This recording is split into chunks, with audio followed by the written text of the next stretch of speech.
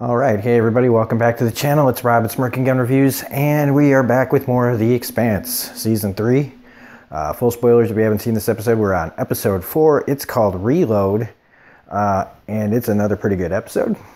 And just so that anybody who thought I was just doing The Man in the High Castle, I was never intending to not do The Expanse. I can't watch... I can't do, like, I want to savor the episodes, so... I can't just, like, if I just keep pounding out episodes, I'm not going to appreciate them like I need to, or like I want to. Also, I did get my first Expanse t-shirt in the mail. It's my little tribute to Miller here. I don't know if you can see it all there. It's got doors and corners on there. If you are interested in this t-shirt, I got it from Redbubble. Just to let you know, I'm not getting paid to say that. It's just if anybody likes this shirt, that's where you can get it. Anyway, let's talk about this episode. So, all right. So I was prepared to, like, with Mao. Let's just talk about Mao and Strickland first. So this whole first part of this episode, I'm like thinking to myself, why does Mao need Strickland to wrap things up? Because I wouldn't trust Strickland, you know, any further than I can throw him. He just seems like untrustworthy. Like, I would be waiting to get stabbed in the back. And you get to see more of the kid who's pretty much been taken over now at this point. The proto-molecule and him are pretty much one person. He kind of goes in and out from being himself to seeing things as the proto-molecule, which is a pretty cool visual. And as we see by the end of this episode, which Mao again changes. So any humanity you feel for him. Now, there is a possibility that the humanity is still there a little bit. But the only thing I could think of when I saw what I saw was just like, fuck me. Holy shit. So the kid took apart his nurse, literally. That's wow. It's trying to understand us by taking us apart. Probably kind of the same way it deconstructed the ship outside of Venus, at Venus. That they're trying to understand us so that it can probably figure out the best way to deal with us. And instantly Mao is like, well, you were right to not stop. Because the key is the key to everything, because it's talking to, it's like a hive mind. It's communicating. So hopefully, I'm not gonna put any money on this, but hopefully Mao is saying that the way to stop it is to study this kid. Not, let's study this kid so we can use it, you know, I don't know. All bets are off at this point for everybody's motivations, I think. Just about everybody. Ehrenreich. Oh, God. Okay, so Ehrenreich, Anna, and Secretary Gillis. So, yeah, he uses half her speech, half Ehrenreich's speech, basically to say that Mars is essentially starting like they're making it sound like it's a civil war kind of thing. Like, they have to, like, Mars has got to be shown, you know, be taught a lesson to come back to the fold. We have to be one place. So they're basically saying that Mars needs to be part of Earth. No more independence.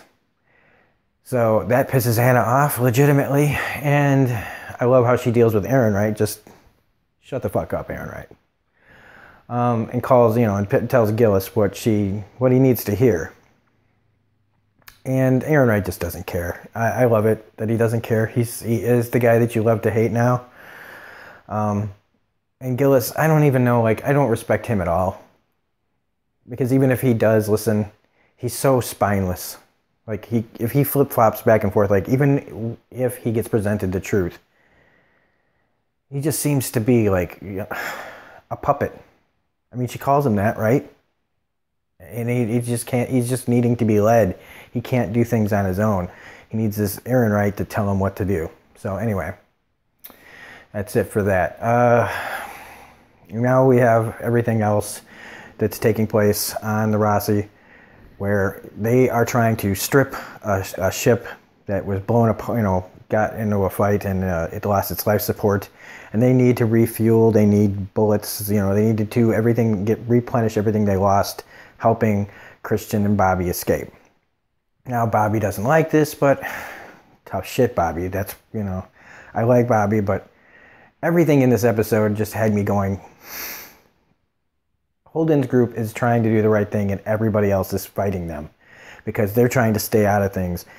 But again, you can't stay out of things forever. And even Christian's saying that, and she's trying her best to try to persuade Holden into thinking her way, which is just how Christian works. And that's great. I mean, she's still playing the game.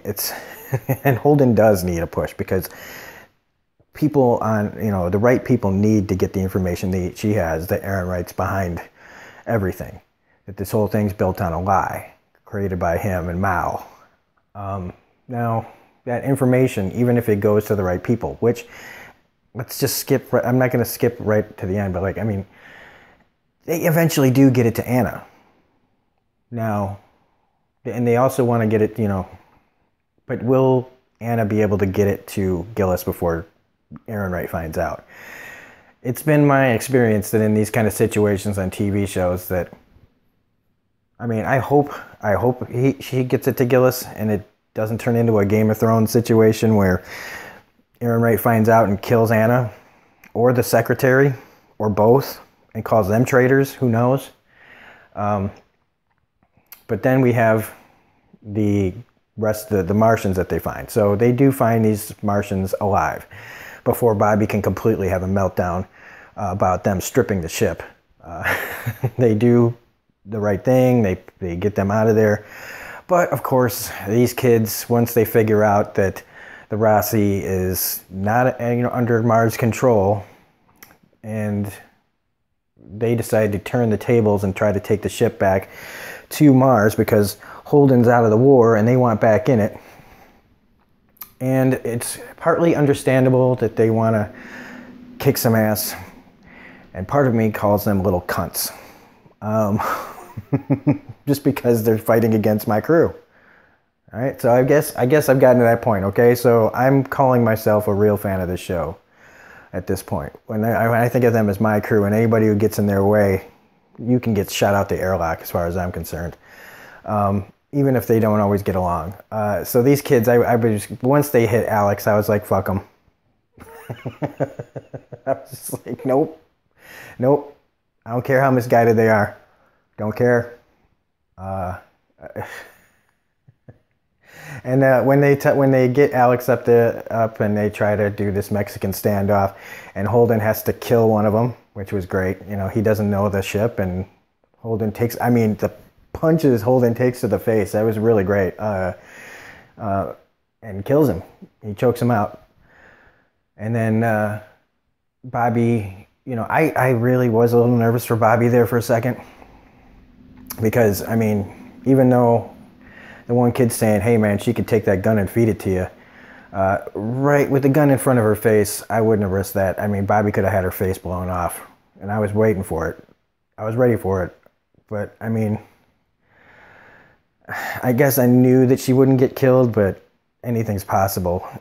So they keep the kids from completely, messing things up, and I almost thought that Holden would just shoot her, and I don't know why I thought that. It's just, I try to expect the unexpected in this show.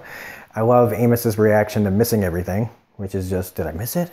Almost like he knew that there was a real possibility that things were going to go bad, and that he was a little disappointed that he wasn't there for it. But they are lucky, like they said. When the mechanic gets here, you're going to wish that you just ended things now.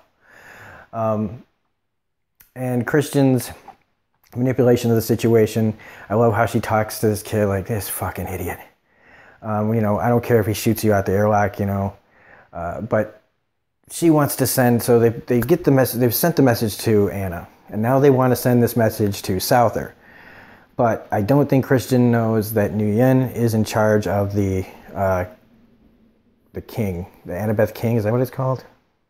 Agatha King, I think. So sending it to him will probably end up having it sent back to Earth, which means Aaron Wright will intercept it and try to, you know, keep it from Gillis. And it might even lead him to believe that Anna has a message too. Like, who does he trust? So I don't know that getting it to Souther will even happen. This, I think, is where the plan will get messed up. I mean, if it goes as far as, you know, all is planned, fine. But that's the thing about best laid plans, you know. So now, and first they have to trust that the Mars kids will even do it. So that's pretty much it. Other than apparently Nagata is good at cooking, and Amos has not forgiven her yet. Some things can't be fixed. So I feel like that pretty much sums everything up. If I've forgotten anything, go ahead and call me out on it. I've been making videos all day, so I'm looking, I just realized, I'm like, oh yeah, you have Drummer on your wallpaper, and you haven't even talked about how they show her getting the Nauvoo. That was pretty impressive, not just visual effects, but just the plan of getting all those little ships to turn it around. The little thing at the end falls off and flies into space. So they're getting that back. So that's about it. I think that is all. I mean, Anna has her little conversation with her wife, and the whole time I was thinking, like, she's like, I love you, I miss you. And her wife's like, I love you, I miss you, and I'm coming home. And I'm like, you're not going home. That's the things that people say either like right before they get killed, or really quick soon they will not be alive. Or in the best case scenario, something like the message happens and keeps her from leaving. So the message happens, so she's definitely not leaving right now. But it could be both. I don't know. I hate to keep predicting everyone's deaths. I'm not sitting around watching this waiting for people to die. But everybody is in such precarious situations all the time that I'm just like, I have to prepare myself for deaths. So anyway, that's it for this episode. So if you liked it, please hit the like button, comment, share, subscribe, hit the bell for all notifications. Like I said, you can get this t-shirt, Doors and Corners, at Redbubble. And what I'm going to be doing is at the end of the season's reviews, I will be giving one of these away. So at the end of the season, on the last episode, episode 13, after that review is posted, in the comment section, if you leave a comment, I will put your name in a hat and pull it out, and the winner will receive this t-shirt. All you'll have to do is send me your information once I pick a winner. So yeah, you have to be a subscriber. You have to leave a comment, and then yeah, whoever wins, all you have to do is send me your information, and I will be sending you one of these t-shirts. So anyway, this is Robert Smirking Gun Review saying we will see you on the next video. Check out, okay, one last thing, yeah. I want people to, I just posted a video review for the movie Venom last night. A lot of internet reviewers are reviewing this movie very, very strangely. And it's mostly the big reviewers, the big people with millions of subscribers is what I'm saying. There are some people out there that are smaller that are reviewing this like negatively, like really negatively. And I saw it, and I just, if you want to see a review from a fan, from somebody who doesn't understand what these reviewers were seeing, check out my review for Venom if you're on the fence about seeing it because of the reviews for this movie. And I'm not the only one doing this. We're trying to review this movie the way it needs to be reviewed. I'm noticing across the board now that the movie is out that people are not understanding what the hell these reviewers were smoking. So anyway, check out my review for that. We also just started The Man in the High Castle Season 3. We got the first couple episodes of that up. So we've got Walking Dead on Sunday. Got more of this coming this weekend. We've got more essential movie reviews as well. So a lot going on. I'm trying to do a lot of juggling this weekend. So we'll see you on the next video, and have a great day. Bye.